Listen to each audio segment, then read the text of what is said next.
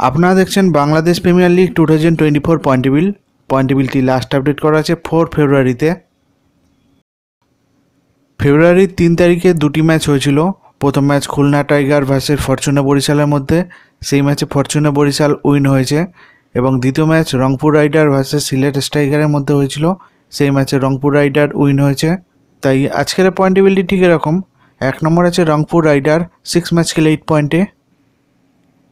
2 নম্বর আছে Khulna tiger 5 match খেলে 8 পয়েন্টে।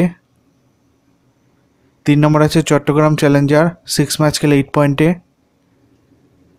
4 নম্বর আছে কুমিল্লা ভিক্টোরিয়ান্স 5 ম্যাচ খেলে 6 পয়েন্টে। 5 নম্বর আছে ফরচুনা বরিশাল 6 ম্যাচ খেলে 6 পয়েন্টে।